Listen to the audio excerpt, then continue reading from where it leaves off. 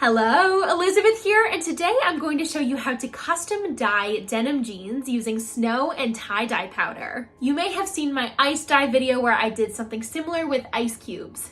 Well, I posted that video on TikTok and someone commented saying that they do that same technique with snow. And there's currently snow on the ground here in Ontario, so I had to try it immediately. This would be an amazing snow day project for kids. I think they would have so much fun. I certainly did, even as a grown woman. I'm gonna walk you through everything step by step.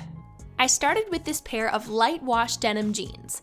I stained them a couple of years ago, and I know these are so tiny and almost invisible, but they bother me enough that I never wear the jeans. So dyeing them totally saved them, and now I'll be wearing them all the time. I got this tie-dye kit on Amazon. You can find a link to it in the description of this video. This kit comes with a ton of different colors, and there's powdered dye in each bottle, which for traditional tie-dye you would mix with water and apply to your fabric. For this pair of jeans, I only used blue tones. I used this foil roasting pan from the dollar store to contain the project.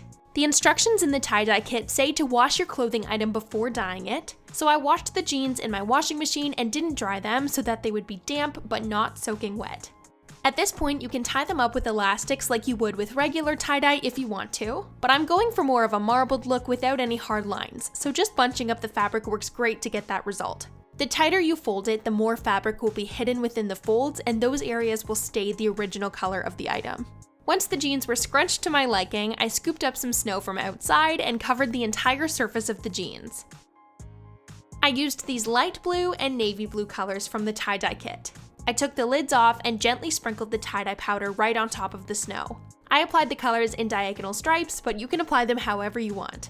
The nice thing about this technique is that you can use just some of the tie-dye powder and save the rest for later, instead of having to fully mix up your colors and have some go to waste. It's great for doing individual items when you want to use a bunch of different colors.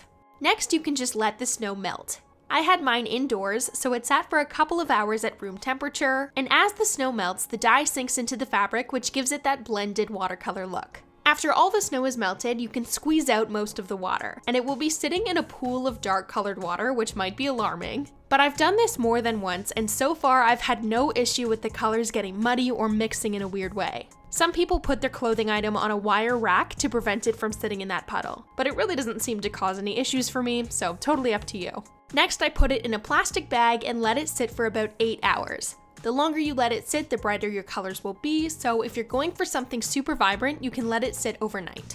Then I took the jeans out of the bag and gave them a really good rinse in my bathtub to get as much of the dye out as possible.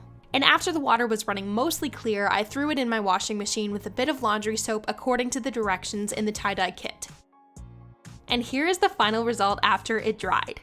These turned out exactly how I hoped they would. I didn't want anything too crazy with the colors. I just wanted a marbled acid wash kind of look. And with this technique, the colors do get a little more diluted by all the snow than they do in traditional tie-dye. So they'll come out a bit more pastel, which is perfect for the look I wanted.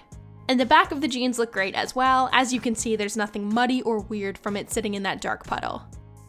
I hope you found this tutorial helpful, and if you enjoyed this video, I would love for you to subscribe to my channel and leave a comment letting me know what sort of projects you'd like to see in the future. See you later!